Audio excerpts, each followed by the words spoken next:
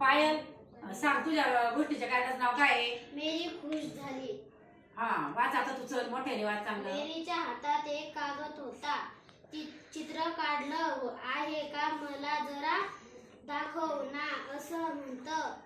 दीपानं मेरीच्या हातातला कागद घेतला. मेरीच्या डोळ्यात पाणी होतं.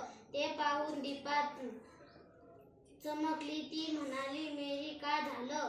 तू का रडते? मला सांग तरी.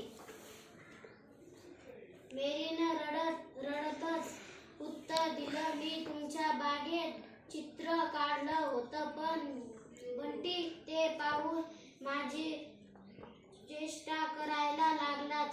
माझं चित्र अगदीच बेकार आहे असं तो म्हणतो. आता मी परत कधी चित्रच काढणार नाही. छान. पहा, ती चित्र काढत होती आणि चित्र काढलं तिने छानपैकी, पण त्या बंटीने तिची चेष्टा केली म्हणून ती रडायला लागली. तिचं चित्र आता ती छोटी होती, थोडंसं नसायला आलं तिचं व्यवस्थित, नाही का? मग तिला जर चित्र थोडंसं रेखाटताना थोडं झालं असेल इकडं तिकडं, तर आपण हसायचं का? नाही. तर थोडं मदत करायची आणि मग मदत करून तिचं चित्र पण चांगलं होईल ना. अशा प्रकारचं त्याची गोष्टीचं हे पहा, त्याच्यामध्ये तिने वाचलेलं आहे. धन्यवाद.